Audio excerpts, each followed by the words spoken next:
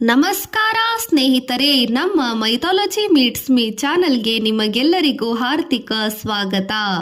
ಈಗ ನಾವು ಮಾತನಾಡಲಿರುವ ವಿಷಯ ವಿಶ್ವದ ಕೋಟ್ಯಾಂತರ ಜನರ ಹೃದಯದಲ್ಲಿ ಶಾಂತಿ, ಕರುಣೆ ಮತ್ತು ಜ್ಞಾನವನ್ನು ಬೆಳಗಿಸುವ ಮಹಾನ್ ವ್ಯಕ್ತಿತ್ವದ ಬಗ್ಗೆ. ಅವರು ರಾಜಕುಮಾರರಾಗಿದ್ದರು, ಆದರೆ ರಾಜಸಿಂಹಾಸನವನ್ನು ತ್ಯಜಿಸಿದರು.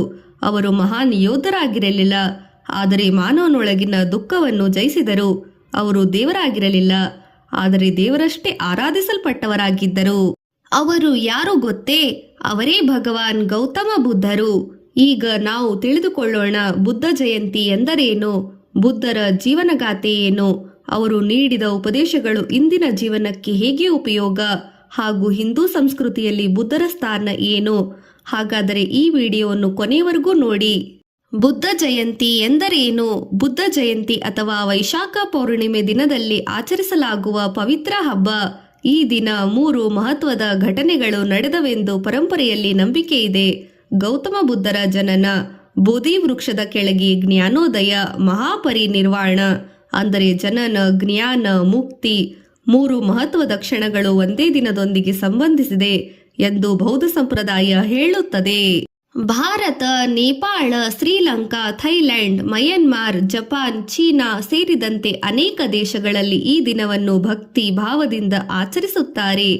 ಅನೇಕ ಮಂದಿರದಲ್ಲಿ ಪೂಜಾ, ಪ್ರವಚನೆ, ಧ್ಯಾನ, ದಾನ, ಧರ್ಮ, ಪೂಜೆ, ಬುದ್ಧ ವಚನ ಪಠಣಗಳು, ದಾನ ಧರ್ಮ, ಅನ್ನದಾನ ಸಹ ನಡೆಯುತ್ತದೆ. ಬುದ್ಧರ ಜನನ ಸುಮಾರು ಕ್ರಿಸ್ತಪೂರ್ವ 6ನೇ ಶತಮಾನದಲ್ಲಿ ಇಂದಿನ ನೇಪಾಳದ ಲುಂಬಿನಿ ಪ್ರದೇಶದಲ್ಲಿ ಶಾಕ್ಯ ವಂಶದ ಒಬ್ಬ ರಾಜಕುಮಾರ ಜನಿಸಿದರು. ಅವರ ತಂದೆ ಶುದ್ಧೋಧನ ಮಹಾರಾಜ, ತಾಯಿ ಮಾಯಾದೇವಿ. ಮಗುವಿಗೆ ಸಿದ್ಧಾರ್ಥ ಎಂಬ ಹೆಸರು ನೀಡಲಾಯಿತು. ಸಿದ್ಧಾರ್ಥ ಎಂಬ ಹೆಸರಿನ ಅರ್ಥ ತನ್ನ ಗುರಿಯನ್ನು ಸಾಧಿಸುವವನು. ಜನನದ ನಂತರ ಜ್ಯೋತಿಷಿಗಳು ಹೇಳಿದಂತೆ ಭವಿಷ್ಯವೇನು ಗೊತ್ತೇ? ಈ ಮಗು ಮುಂದೆ ಮಹಾನ್ ಚಕ್ರವರ್ತಿ ಆಗಬಹುದು ಅಥವಾ ಲೋಕಗುರು ಆಗಬಹುದು. ಈ ಮಾತು ಕೇಳಿ ತಂದೆ ರಾಜನು ಸಿದ್ಧಾರ್ಥನನ್ನು ದುಃಖದಿಂದ ದೂರ ಇಡಲು ಅರಮನೆಯಲ್ಲೇ ಸುಖ ಸೌಕರ್ಯಗಳನ್ನು ಬೆಳೆಸಿದರು. ಆದರೆ ವಿಧಿ ಬರೆದದ್ದು ಬೇರೆಯೇ ಆಗಿತ್ತು. 4 ದೃಶ್ಯಗಳು. ಒಂದು ದಿನ ಸಿದ್ಧಾರ್ಥ ರಾಜಕುಮಾರನು ಅರಮನೆ ಹೊರಗೆ ಹೋದಾಗ 4 ದೃಶ್ಯ ಅದ್ಭುತವನ್ನು ಕಂಡನು. ವೃದ್ಧ ವ್ಯಕ್ತಿ, ರೋಗಿ, ಮೃತದೇಹ, ಶಾಂತ ಸನ್ಯಾಸಿ. ಅವನಿಗೆ ದೊಡ್ಡ ಪ್ರಶ್ನೆ ಹುಟ್ಟಿತು. ಎಲ್ಲರೂ ವೃದ್ಧರಾಗಬೇಕೇ? ರೋಗ ಎಲ್ಲರಿಗೂ ಬರಲೇಬೇಕೇ? ಮರಣ ತಪ್ಪದೇ ಬರಬೇಕೇ? ಹಾಗಾದರೆ ಜೀವನದ ಸತ್ಯ, ನಿಜ ಅರ್ಥವೇನು? ಈ ಪ್ರಶ್ನೆಗಳು ಅವನ ಮನಸ್ಸನ್ನು ಕಾಡಿದವು. ಸೌಖ್ಯ, ಸಂಪತ್ತು, ಈ ಎಲ್ಲ ಐಶ್ವರ್ಯ ವೈಭೋಗಗಳು ತಾತ್ಕಾಲಿಕವೆಂದು ಅವನು ಅರಿತುಕೊಂಡನು. ಮಹಾತ್ಯಾಗ. ಗೌತಮ ಬುದ್ಧನು ತನ್ನ 29ನೇ ವಯಸ್ಸಿನಲ್ಲಿ ಸಿದ್ಧಾರ್ಥನು ಒಂದು ಮಹತ್ವದ ನಿರ್ಧಾರವನ್ನು ಕೈಗೊಂಡನು. ಪತ್ನಿ ಯಶೋಧರೆ, ಮಗ ರಾಹುಳ, ರಾಜಮನೆತನ ಎಲ್ಲವನ್ನೂ ಬಿಟ್ಟು ಸತ್ಯದ ಹುಡುಕಾಟಕ್ಕೆ ಹೊರಟನು. ಇದನ್ನೇ ಮಹಾಭಿನಿಷ್ಕ್ರಮಣ ಎಂದು ಸಹ ಕರೆಯುತ್ತಾರೆ. ಅವನು ದಟ್ಟವಾದ ಕಾಡು ಪ್ರದೇಶಕ್ಕೆ ಹೋದನು. ಗುರುಗಳನ್ನು ಭೇಟಿ ಮಾಡಿದನು. ಕಠಿಣ ತಪಸ್ಸು ಮಾಡಿದನು. ಆಹಾರವಿಲ್ಲದೆ ದೇಹವನ್ನು ದಂಡಿಸಿ ಹಿಂಸೆಪಡಿಸಿದನು. ಆದರೆ ಅವನು ಅರಿತುಕೊಂಡನು, ಅತಿಯಾದ ಭೋಗವೂ ತಪ್ಪು, ಅತಿಯಾದ ಕಠಿಣ ತಪಸ್ಸು ತಪ್ಪು. ಸರಿಯಾದ ಮಾರ್ಗ ಮಧ್ಯಮ ಮಾರ್ಗ, ಸಮತೋಲನದಲ್ಲಿ ಸ್ಥಿರತೆಯಾಗಿರುವುದು. ಜ್ಞಾನೋದಯ. ಸಿದ್ಧಾರ್ಥನು ಬೋಧಗಯೆಯಲ್ಲಿ ಅಶ್ವತ್ಥ ಮರದ ಕೆಳಗೆ ಕುಳಿತುಕೊಂಡನು. ಸತ್ಯ ದೊರಕುವವರೆಗೂ ನಾನು ಇಲ್ಲಿಂದ ಎದ್ದೇಳುವುದಿಲ್ಲ ಎಂದು ಸಂಕಲ್ಪ ಮಾಡಿದನು. ಆಳವಾದ ಧ್ಯಾನದಲ್ಲಿ ಅನೇಕ ಒಳಗಿನ ಅಂಧಕಾರವನ್ನು ಜಯಿಸಿದನು. ನಂತರ ಒಂದು ಪವಿತ್ರ ರಾತ್ರಿ ಅವನಿಗೆ ಜ್ಞಾನೋದಯವಾಯಿತು. ಅವನು ಬುದ್ಧನಾದನು.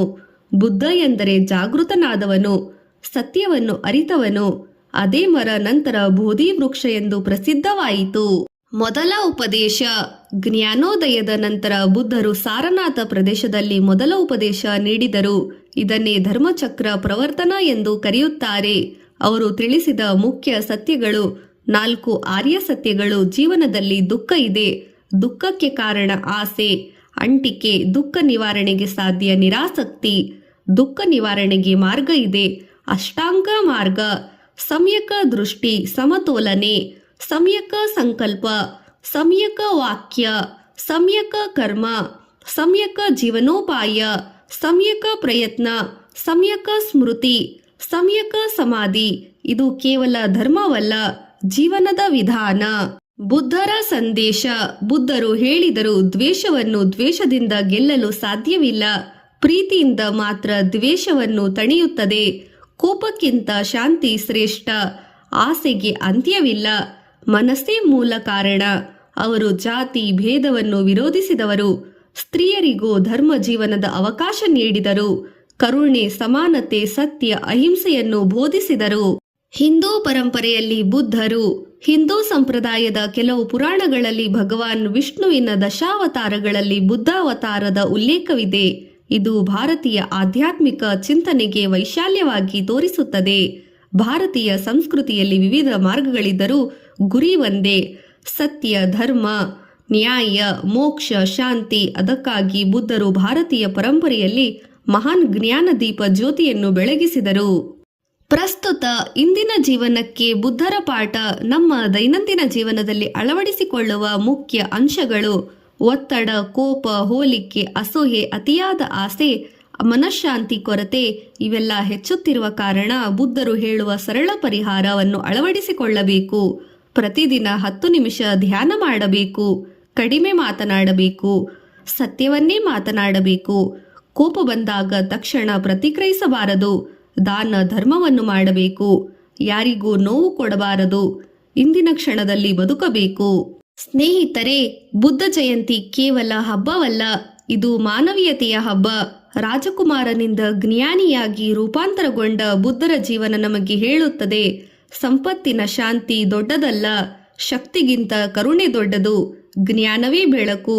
ಬುದ್ಧಂ ಶರಣಂ ಗಚ್ಚಾಮಿ, ಧರ್ಮಂ ಶರಣಂ ಗಚ್ಚಾಮಿ, ಸಂಘಂ ಶರಣಂ ಗಚ್ಚಾಮಿ.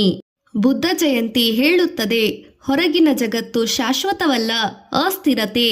ಶಾಶ್ವತವಾದದ್ದು ಒಳಗಿನ ಮನಃಶಾಂತಿ. ಈ ವಿಡಿಯೋ ನಿಮಗೆ ಇಷ್ಟವಾದರೆ ಲೈಕ್ ಮಾಡಿ, ಶೇರ್ ಮಾಡಿ ಮತ್ತು ಸಬ್ಸ್ಕ್ರೈಬ್ ಮಾಡಿ. ಮೈಥಾಲಜಿ ಮೀಟ್ಸ್ ಮೀ ಚಾನೆಲ್ಗೆ ಮತ್ತೆ ಭೇಟಿಯಾಗೋಣ. ಮತ್ತೊಂದು ಅದ್ಭುತ ಭಾರತೀಯ ಆಧ್ಯಾತ್ಮಿಕ ಕಥೆಯೊಂದಿಗೆ ಮತ್ತೆ ಬರುತ್ತೇವೆ. ಧನ್ಯವಾದಗಳು. ಬುದ್ಧಂ ಶರಣಂ ಗಚ್ಚಾಮಿ, ಧರ್ಮಂ ಶರಣಂ ಗಚ್ಚಾಮಿ, ಸಂಘಂ ಶರಣಂ